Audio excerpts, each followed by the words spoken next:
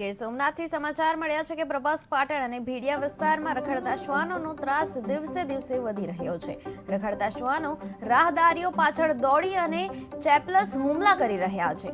પ્રભાસ પાટણના સામૂહિક આરોગ્ય કેન્દ્રમાં દર મહિને સરેરાશ 225 જેટલા કૂતરા કરડવાના કેસ નોંધાઈ રહ્યા છે, જેમાં મોટાભાગના કેસ પ્રભાસ અને ભીડિયા વિસ્તારના હોય છે। શ્વાનના હુમલાથી ભૂદેવ ચેતન દવે માંડ બચી ગયા છે અને તેમના પાછળ પણ શ્વાનો દોડી આવ્યા હતા। નાગરિકોમાં પ્રશ્ન ઉઠી રહ્યો છે કે જ્યારે નગરપાલિકા પાસે શ્વાન પકડવાનું વાહન વ્યવસ્થા હોવા છતાં અસરકારક રીતે તંત્ર પગલાં લેતું કેમ નથી। સ્થાનિકો આરોપ લગાવી રહ્યા છે કે નગરપાલિકા માત્ર દસમસઘાટની જ કામગીરી કરી રહ્યા છે, પરંતુ શ્વાન પકડવાની કામગીરીમાં ઉદાસીન છે। હવે સમય લાવી ગયો છે કે સાર્વજનિક સલામતી માટે તાત્કાલિક પગલાં લેવાય અને વસ્તી વિસ્તારોથી રખડતા શ્વાનોને દૂર કરીને નાગરિકોને રાહત આપવામાં આવે। મારું નામ ડોક્ટર નીતિન પટેલ, સામૂહિક આરોગ્ય કેન્દ્ર પ્રભાસ પાટણ, ઇન્ચાર્જ અધિક્ષક। છેલ્લા 1.5 વર્ષથી અહીંયા ફરજ બજાવું છું।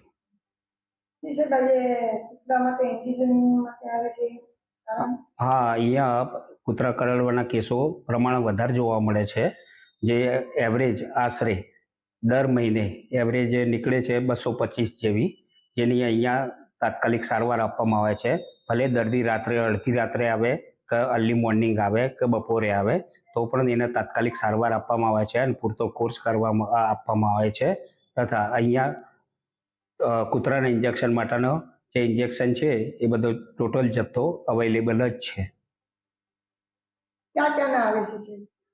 અહીંયા લોકલ પ્રભાસ પાટણના, ભીડિયાના, ઘણી વખત આજુબાજુના કોઈ સબ સેન્ટર પર કંઈ તકલીફ હોય ઇન્જેક્શનમાં તો પણ અહીંયા લેવા આવે છે। એટલે એવરેજ દર મહિને 200-300 જણા।